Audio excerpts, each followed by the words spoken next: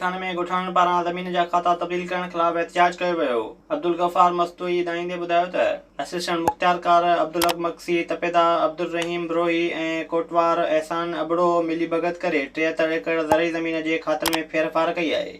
हुन चयो त DC जावेद जागीरानी असिस्टेंट मुख़्तियारकार ऐं ॿियनि खे 27 मार्च ते मुअतल कयो हो।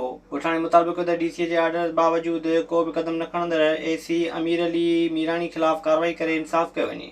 हालाणी में खंबे गुम कयल नौजवान इमरान कलेरीअ जे वालिद पारां संदसि बाज़ियाबी लाइ एहतिजाज कयो वियो। अनवरदीन कलेरी ऐं ॿियनि जी अॻवानी में प्रेस क्लब आॾो सख़्तु एहतिजाज जी मुज़ाहिरो कयो वियो।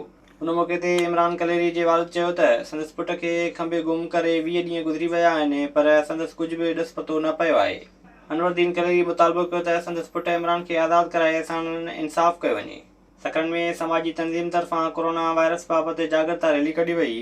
अलख़िदमत फाउंडेशन तरफ़ां राशिद मुकरम ऐं ॿियनि जी अॻवानी में साफ़ी चौक ताईं रैली कढी वई। हुन मौक़े ते अॻवाननि चयो त कोरोना वायरस इंतिहाई ख़तरनाक ऐं मौतमार जरासीम आहे, एहतियात करणु ज़रूरी आहे। हुननि चयो त कोरोना वायरस खां बचण लाइ माहौल खे साफ़ सुथरो रखियो वञे, हजूम वारनि जायुनि ते वञण खां पासो कयो वञे। हुन मौक़े ते समाजी तंज़ीम तरफ़ां शहरनि में मुफ़्त मास्क पिणु विरहाया विया।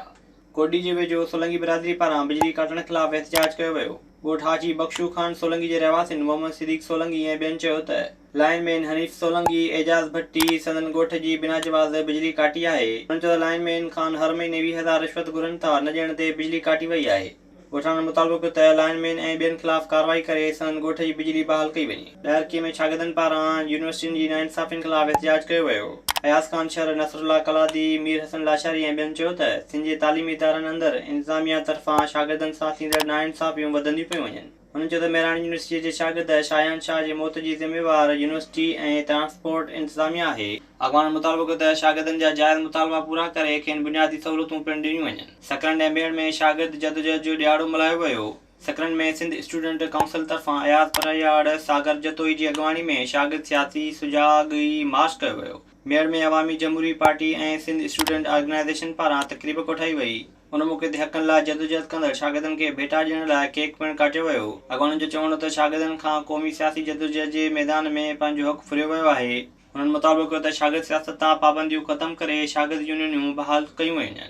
विज़िट कयो अवामी आवाज़ मीडिया ग्रुप जी वेबसाइट awamiawaz.pk